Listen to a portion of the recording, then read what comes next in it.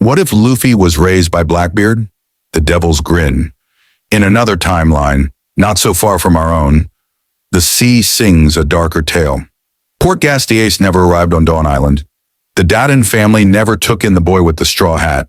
Instead, fate wove a twisted thread, one that led Monkey D. Luffy straight into the hands of Marshal D. Teach.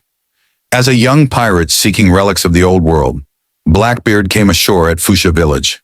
There, in a battered forest path, he found a child unconscious, with the mark of the will of D in his name.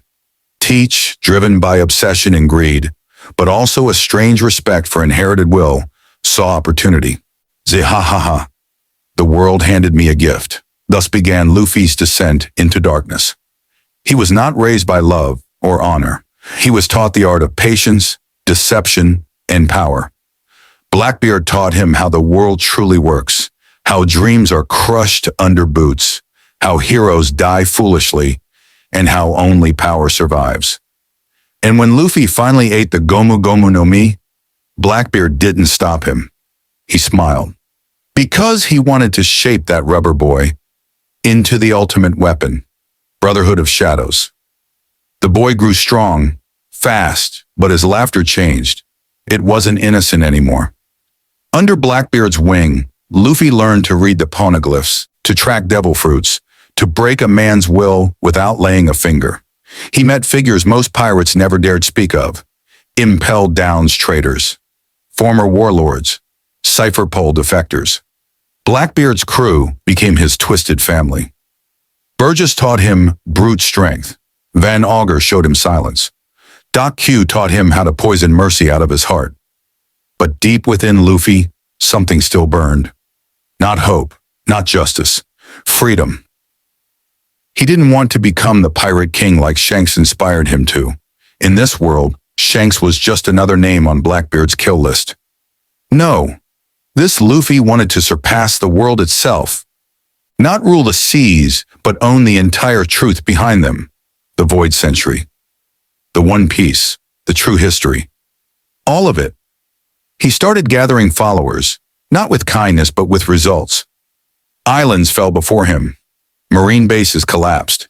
And even the Revolutionary Army hesitated when the Dark Straw Hat approached. The fall of the East Blue. The Marines thought they knew Luffy. They were wrong.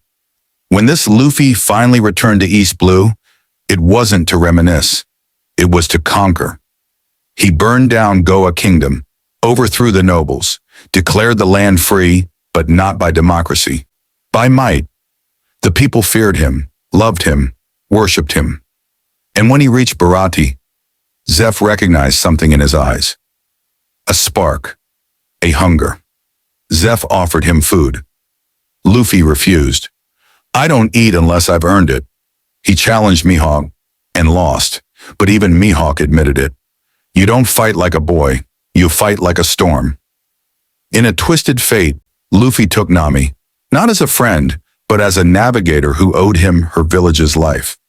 Zoro, defeated in Shellstown and forced to join or die. Usopp, kidnapped from Syrup Village and shown the truth about his father. And Sanji joined not for camaraderie, but because he too wanted freedom from his own past. The Straw Hat. Pirates were born again, not of dreams, but of vengeance. War of the Rising Dawn. Word spread fast. The new Straw Hat Luffy wasn't chasing adventure. He was destroying world government outposts one by one. Izeni's lobby was the first to fall, without a single declaration. CP9 agents vanished. The Buster Call failed. Aokiji was wounded. Sengoku watched in silence. Garp wept. Because his grandson had become the most dangerous pirate alive, not in strength but in vision. Blackbeard was proud, for a time, until Luffy stopped obeying him. I don't need your shadow anymore, Luffy said. I am my own darkness. He severed ties, declared war on the Yonko, on Teach, on the Marines, on everyone. Even the revolutionaries tried to reach him. Dragon himself came. But Luffy didn't care for blood ties. You abandoned me before I even knew your name, he told Dragon. Now watch what your son will do. He sought the ancient weapons, Pluton, Uranus, Poseidon. And soon, he found Joy Boy's truth, that he was never meant to be a hero. He was meant to break the cycle. The final island, Laugh-Tale was no longer a myth. Luffy reached it, alone. His crew had splintered. Some turned against him. Others died for him. But he reached the end. He read the truth and laughed. Not because it was funny, because he understood now.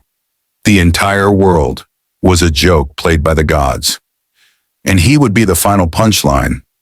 With the knowledge of the void century, the ancient weapons, and the inherited will of centuries, Luffy returned, not to unite the world, but to shatter it.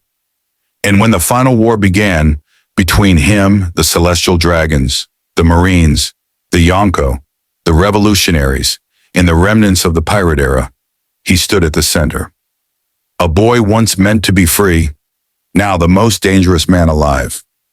Not because he sought power, but because he knew the truth. And in that truth, he found his purpose.